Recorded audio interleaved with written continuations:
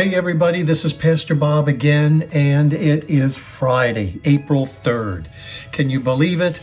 We're in a new month as we work our way through this epidemic.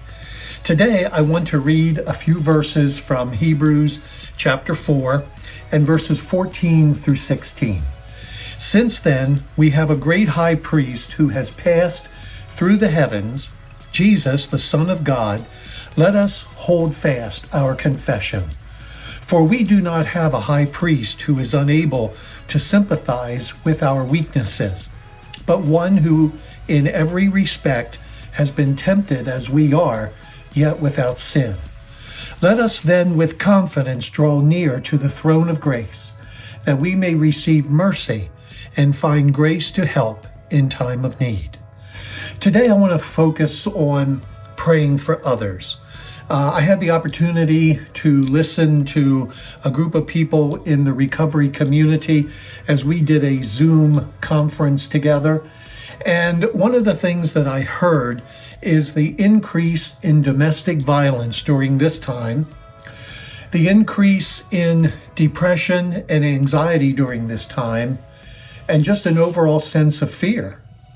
As I thought about that, I thought about you. I thought about you and me. How are we doing, first of all? How are we doing spiritually? How are we doing physically? How are we doing emotionally? How are you holding up today? As pastors, we want to be concerned about you. And if you're struggling, you need to get a hold of us, because at least we can talk with you on the phone. We can dialogue with you through email. We can even Zoom in and talk with you if you need a face-to-face conversation during this time.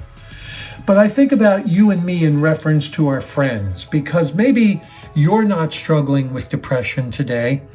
Maybe you're not having any domestic violence issues in your home. Maybe fear's not overwhelming you, but there may be a relative, there may be a neighbor, there may be someone else in your house who is struggling in one or two of those areas. Maybe you know people struggling in all three. As finances get tight, as the grocery list is brought down to a minimum of just getting the basics that we need. In a culture where you and I and people are used to going out and picking up a sandwich at lunch or fine dining on the weekend, none of that's been happening. And so everyone's secluded.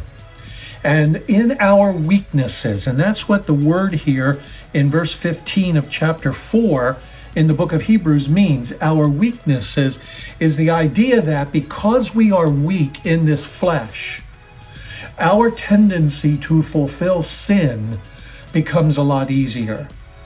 And so in this epidemic that we are facing together, there are people who their whole life has changed.